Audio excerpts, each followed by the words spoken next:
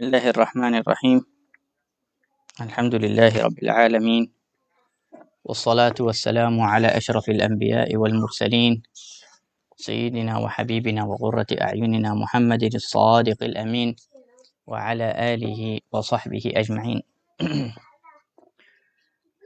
نوينا التعلم والتعليم والتذكر والتذكير والنفع والانتفاع والإفادة والاستفادة والحث على التمسك بكتاب الله وسنة رسوله صلى الله عليه وسلم، والدعاء إلى الهدى والدلالة على الخير ابتغاء وجه الله ومرضاته وقربه وثوابه. سبحانك لا علم لنا إلا ما علمتنا إنك أنت العليم الحكيم. اللهم ارزقنا فهم النبيين وحفظ المرسلين وإلهام الملائكة المقربين. اللهم إنا نسألك العلم اللدني والمشرب الصافي الهني يا وهاب يا غني. أما بعد. Muslimin muslimat yang dirahmati oleh Allah Subhanahu wa taala, Assalamualaikum warahmatullahi wabarakatuh. Alhamdulillah, segala puji bagi Allah Subhanahu wa taala, Tuhan kita yang Maha Agung, yang Maha Mulia, atas segala nikmat-nikmat yang diberi oleh Allah Subhanahu wa taala kepada kita, zahir dan batin, dunia dan akhirat. Amin ya rabbal alamin. Kuliah kita ini, kuliah sirah dan syama'il, kita masih berbincang sama-sama tentang tajuk orang Yahudi memusuhi Rasulullah sallallahu alaihi wasallam dan kaum muslimin. Ini setelah Rasulullah sallallahu alaihi wasallam dengan sahabat berhijrah kepada Al-Madinah. Setelah Rasulullah berhijrah kepada Al-Madinah, Rasulullah sallallahu alaihi wasallam menghadapi satu ujian yang baru, yaitu Rasulullah dengan muslimin dimusuhi oleh kaum Yahudi yang duduk atau tinggal di Al-Madinah. Dan kita sudah cerita beberapa kisah. Yang paling akhir kisah Yahudi yang menyihirkan Rasulullah sallallahu alaihi wasallam, dan kita sudah menceritakan kisah itu semalam. Hari ini kita sambung kisah baru tentang kaum Yahudi memusuhi Rasulullah sallallahu alaihi wasallam.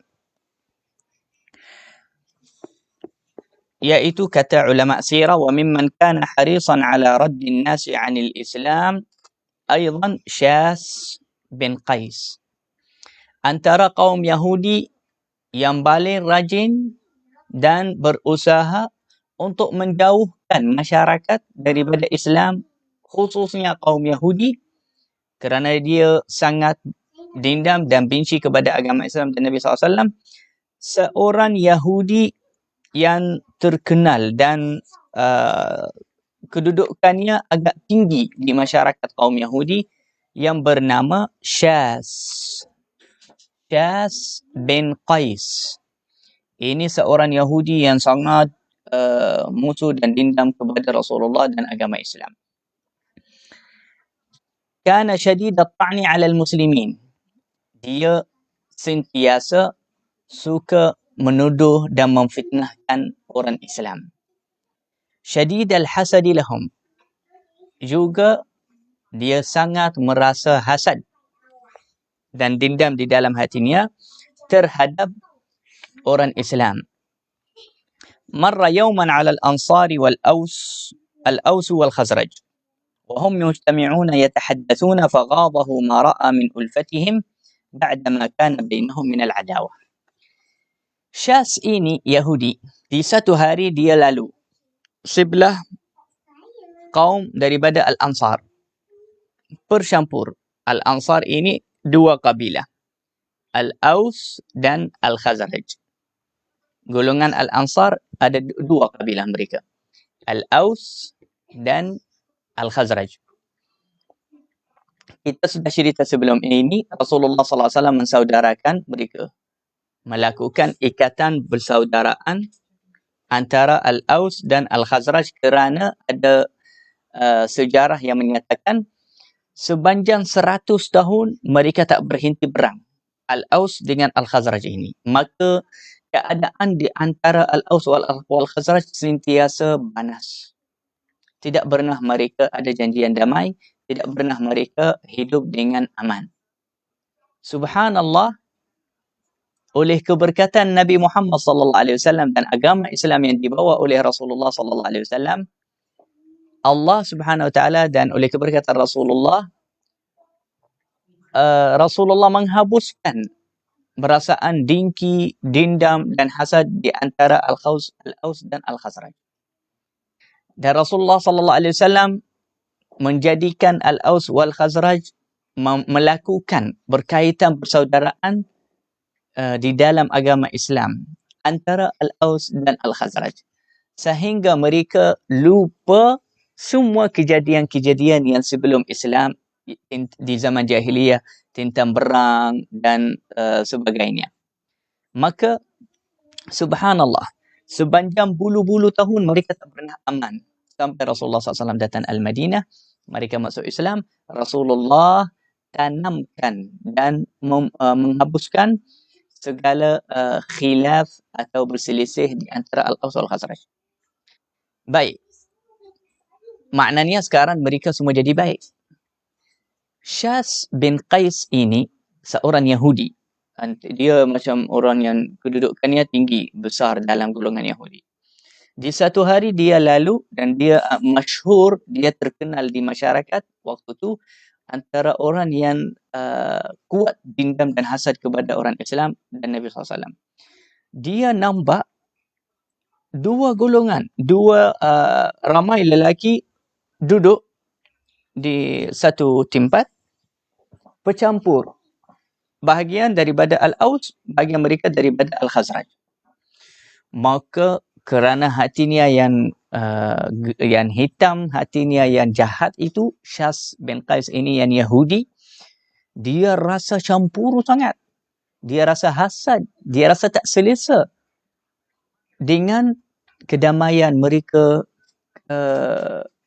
kerana mereka saling mencintai satu sama yang lain, kerana mereka berdua-dua ni, Al-Aus wal Khazraj, dua kabilah ni dah tak ada bergaduh lagi, dah tak ada berselisih, tak ada masalah lagi. Dia rasa tak selesa dengan itu. Subhanallah. Yani ada bahagian manusia macam tu. Ada bahagian manusia dia tak suka nampak kebaikan. Dia selesa, dia puas hati jika ada berselisih di depannya. Dia puas hati jika ada di depannya perkara buruk atau perkara yang jahat. Barulah dia akan merasa selesa. Jadi Syas bin Qais al-Yahudi, orang Yahudi ni dari jenis yang macam tu. Jenis yang tak tenang hatinya kalau dia nampak orang selesa dan tenang. Maka dan dia tahu sejarah Al-Aus wal Khazraj, ini selalu berang, ini selalu bergaduh, ini selalu berselisih. Tiba-tiba mereka dah jadi baik, dah jadi bersaudara, dah jadi aman, saling mencintai. Jadi dia tak selesa dengan perkara tu. Dan dia rasa campuru dan hasad. Na'udzubillah, misalnya inilah berangai Yahudi, khususnya terhadap terhadap orang Islam. Orang Yahudi lagi selesa jika orang Islam bergaduh. Orang Yahudi lagi gembira jika orang Islam berselisih dan saling memusuhi satu sama yang lain. Maka apa yang dia buat untuk meresapkan suasana yang indah itu?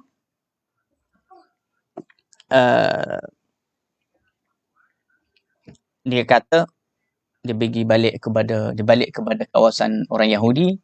Dia cakap dengan mereka, dia kata, Banu Qailah ni, yakni Al-Aus wal Khazraj, mereka sudah jadi bersatu. Mereka dah tak ada bergaduh lagi, tak ada perang lagi. Demi Allah, kalau mereka ni jadi bersatu, kami ni Yahudi dah tak ada lah tempat tinggal di sini. Kami akan selalu kalah dari mereka. Yakni maksudnya dia kata, bolehlah mereka bersatu. Yahudi ni dia sangat berusaha dan bersungguh-sungguh agar orang Islam tidak menjadi bersatu. Sebab mereka tahu kalau orang Islam telah menjadi bersatu, sama-sama, tidak ada berselisih, tidak ada bergaduh, tidak ada berang, tidak ada yang musuh satu sama yang lain, tidak ada musuhan antara mereka. Mereka tahu Islam akan menang dan orang Islam akan menjadi negara yang paling kuat di dunia. Dari zaman Nabi SAW, orang Yahudi mula usaha dan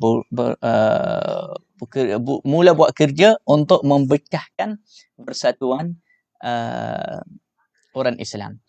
Dan mereka menyokong dan membantu jika ada sesiapa yang memecahkan persatuan orang Islam.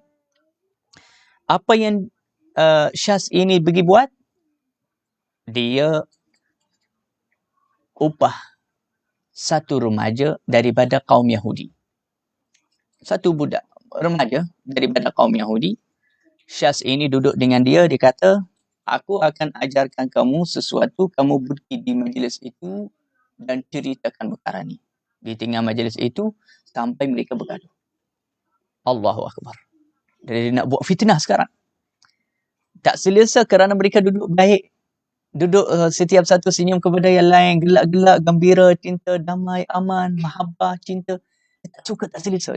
Dia upahkan satu remaja daripada orang Yahudi, pergi duduk di majlis itu, bakarkan fitnah antara mereka sehingga naik angin mereka semua. Dan balik bergaduh. Jangan bangun dari majlis mereka sampai mereka bangun bergaduh. Na'udzubillah min zalik. Syaitan. Ini syaitan. Antara perkara yang dia ajar budak itu, remaja tu, dia kata, lepas duduk dengan mereka, bacalah syair-syair yang Bernah Al-Aus, liriknya menghina Al-Khazraj. Juga baca syair-syair yang Al-Khazraj menghinakan Al-Aus. Ingatkan mereka tentang beram mereka yang dahulu. Beram mereka dah lama. Dah hapusnya, dah habis, mereka dah damai, dah okey, dah lupalah beram mereka yang dahulu. Maka orang Yahudi ni yang namanya Syaz, dia upah remaja tu untuk membangkitkan perkara tu balik. Na'udzubillah min zalik. Lihatlah bagaimana wahai muslimin dan muslimat, kejahatan orang Yahudi untuk memecahkan persatuan orang Islam. Bila itu? Di zaman Nabi SAW. Nabi SAW masih hidup. Baru Nabi SAW sampai kepada Al-Madinah waktu tu. Lepas tu remaja tu dia pergi kepada majlis Al-Aus wal Khazraj, iaitu Al-Aus wal Khazraj, dua-dua ni nama mereka atau gelaran mereka Al-Ansar. Lepas tu dia buat apa yang diajar oleh Syaz itu. Dia baca syair, dia baca itu. Tapi syair-syair tu semua yang membakar fitnah. Yang membuat orang rasa marah, naik angin dan menaikkan perasaan bangga dan dendam kepada orang yang lain, kepada yang depan dia. Selepas dia membaca syair itu, dia duduk macam seolah-olah macam biasa. Sebab untuk pengetahuan tuan-tuan, puan-puan semua, orang Yahudi di Madinah, mereka sebahagian daripada masyarakat Madinah. Jadi mereka biasa kadang-kadang duduk di majlis Rasulullah. Jadi itu bukan perkara yang macam mungkin ada orang rasa bilik. Kenapa mereka bagi orang Yahudi duduk dengan mereka? Tidak, itu perkara biasa di zaman itu. Hatta kadang-kadang Rasulullah duduk dengan sana, ada Yahudi duduk juga. Yahudi ada yang di bazar ada orang Yahudi, di jalan ada orang Yahudi, jiran kadang-kadang orang Yahudi. Jadi mereka memang penduduk Madinah. Jadi dia duduk macam biasa, dia kenal mereka, mereka tak halangkan dia. Cuma mereka tak tahu apa niatnya. Lepas dia duduk, dia cerita syair-syair yang membakarkan fitnah. Takallama al-qaum an dhalik. Al-Aus mula naik angin, dia kata, ya betul, dulu kita pernah buat macam ni kepada Al-Khazraj. Yani dia menyebutkan bahagian-bahagian mereka yang waktu menang dalam perang. Al-Khazraj yang dari sana, yang sebelahnya, dia tak diamlah, dia terus balas pula. Dia kata, tak, nanti dia sebutkan syair-syair mereka ketika mereka menang bola kepada Al-Aus. Dan setiap satu daripada dua kumpulan sekarang Al-Aus wal Khazraj dah mula setiap satu jawab kepada yang lain. Yang orang Yahudi dah diam. Dia di tengah membakar fitnah. Batu api. Orang kata batu api. Dia bakar fitnah antara Al-Aus wal Khazraj. Ini hasad orang Yahudi kepada Al-Aus wal Khazraj kerana mereka menjadi damai dan bercinta.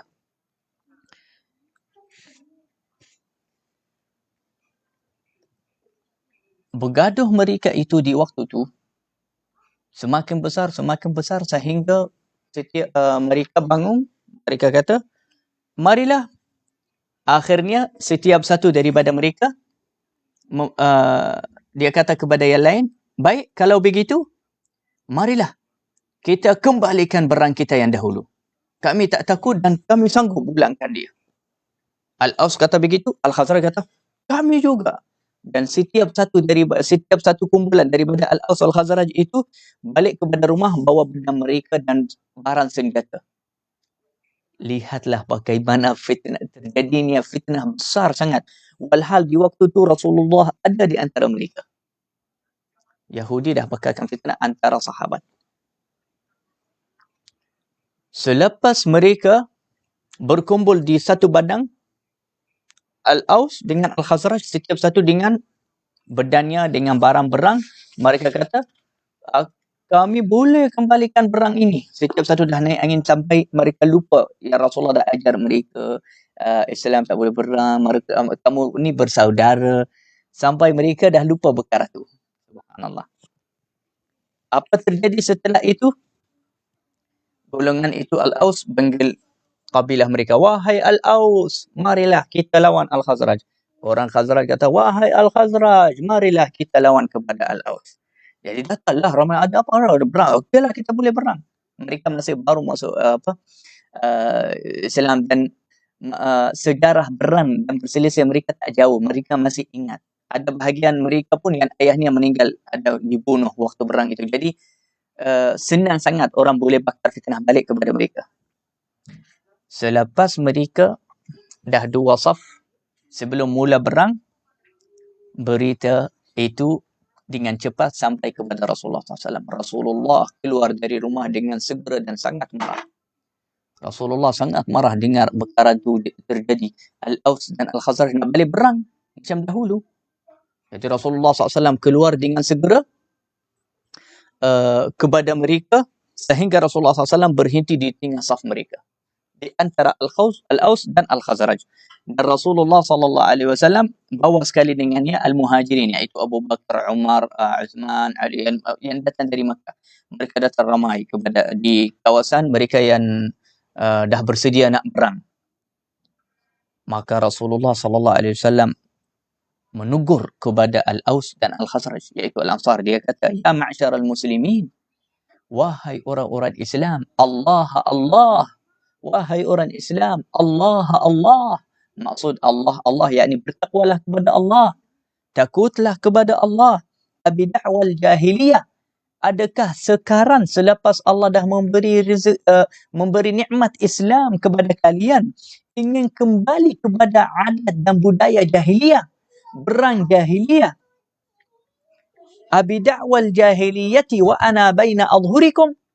Adakah kamu ingin membangkitkan perkara jahiliyah padahal aku masih hidup di tengah kalian? Rasulullah kata begitu kepada mereka. Dan Allah telah memberi petunjuk kepada agama Islam. Dan Allah telah menjadikan kamu bersaudara. Dan Allah telah menyatukan hati kalian. Dan Allah telah memutuskan perkara jahiliyah antara kalian. Di waktu itu, Al-Aus dengan Al-Khazraj macam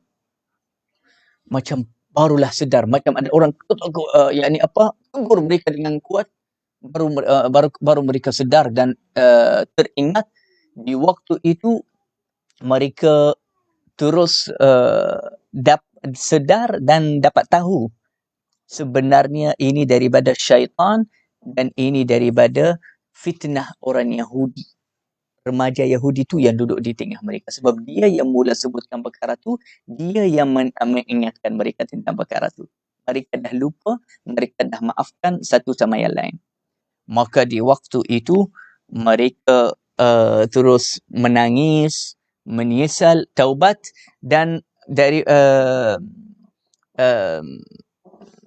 daripada tadi berkumpul untuk berang, lepas Rasulullah datang di tengah mereka, ingatkan mereka, tegur mereka, setiap satu daripada Al-Aus memeluk saudaranya daripada Al-Khazraj.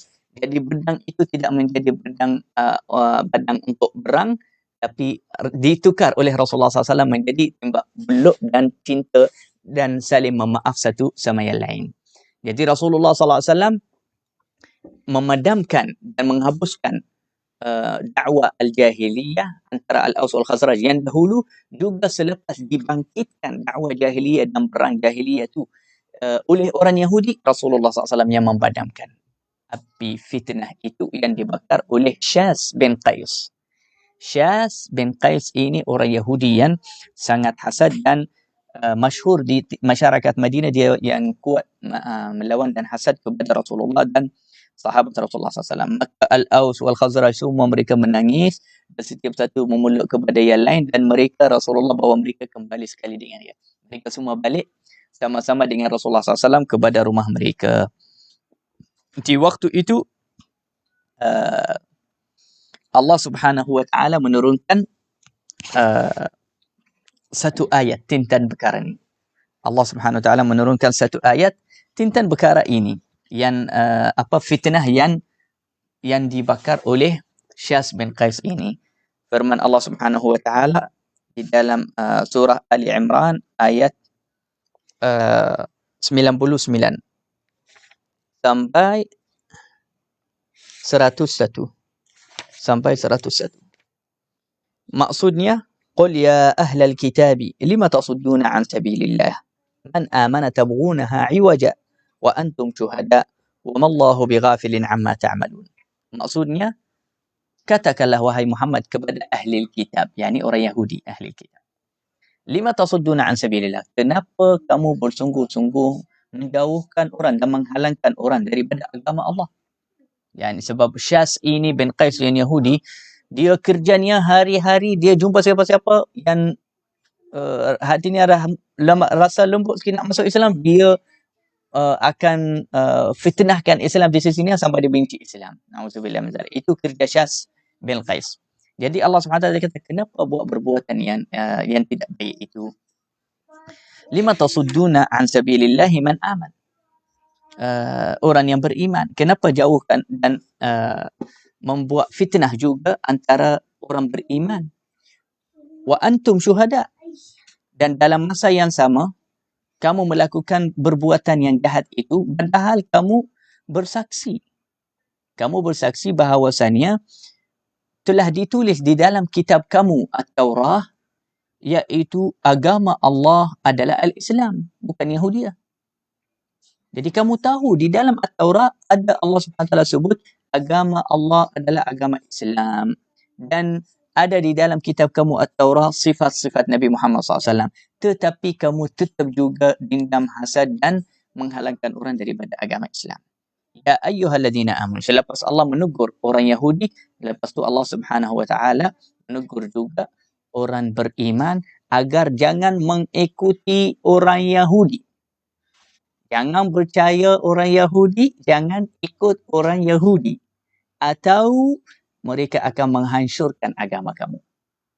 Firman Allah ayat yang ke-100 surah Ali Imran, ya ayyuhalladzina amanu, wahai orang-orang yang beriman, in tuti'u fariqan minal ladzina utul kitab, kalaulah kamu wahai orang beriman mentaati atau mengikuti orang Yahudi ahli kitab, yaruddukum, mereka akan kembalikan kamu setelah kamu beriman, kamu menjadi kafir. Na'udzubillah min dzalik. Setelah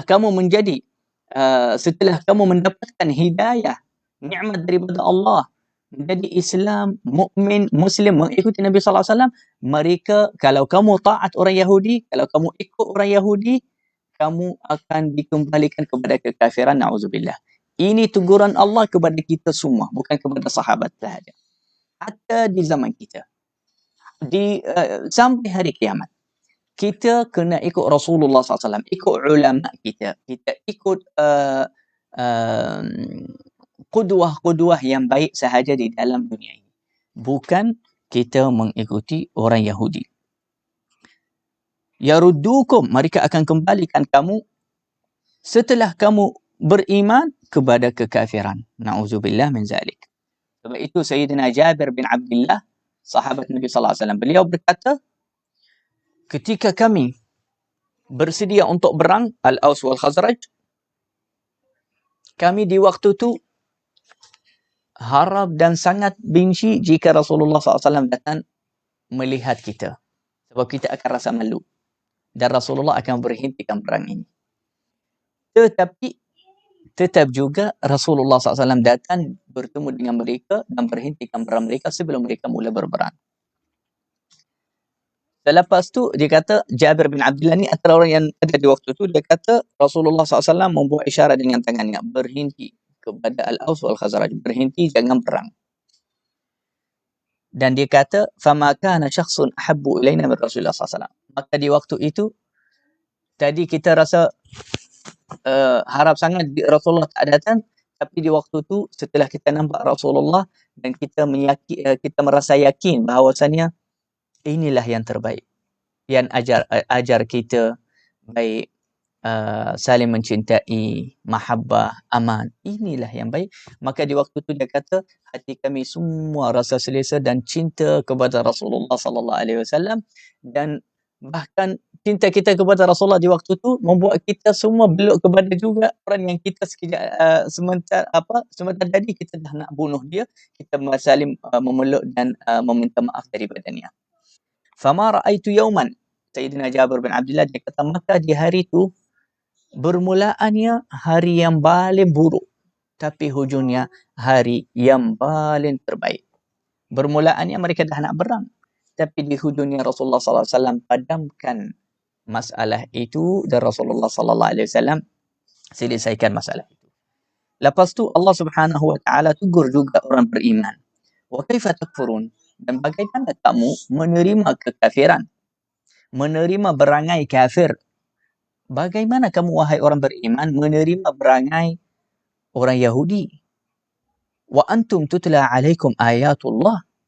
Padahal dibaca ayat-ayat Allah atas kalian. Yakni kamu baca Al-Quran.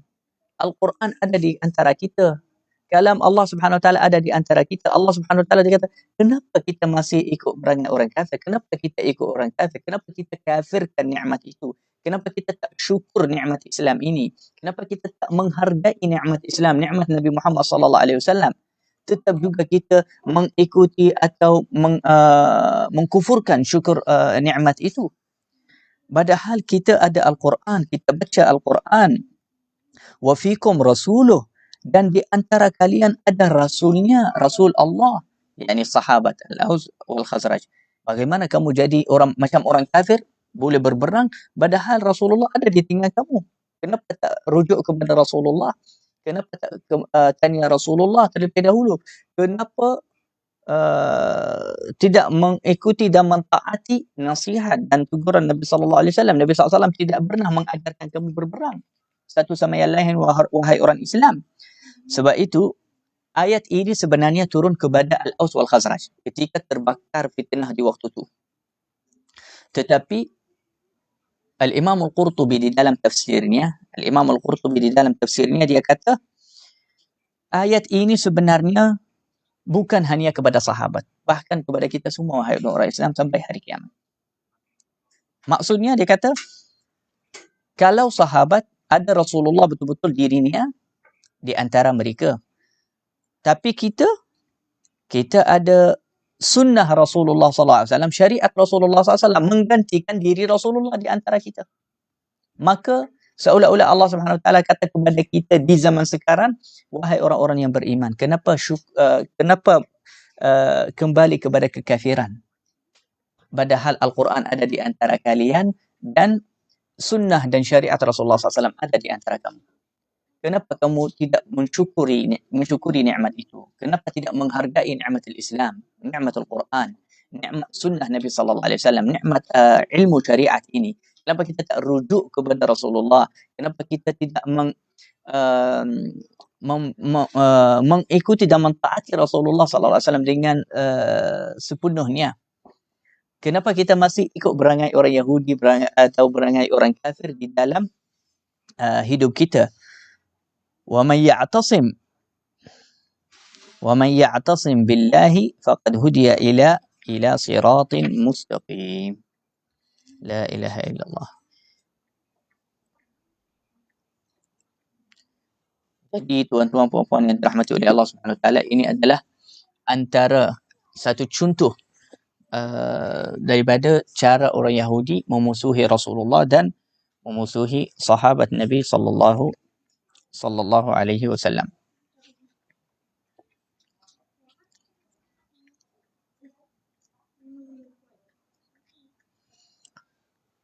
Antara kisah orang Yahudi memusuhi Rasulullah sallallahu alaihi wasallam dan tidak merendahkan diri mereka di depan Nabi, dan mereka sungguh memusuhi dan melawan kepada Nabi sallallahu alaihi wasallam, iaitu satu hari Rasulullah sallallahu alaihi wasallam bertemu dengan seorang Yahudi yang besar yang namanya Malik As-Saif atau Malik bin As-Saif.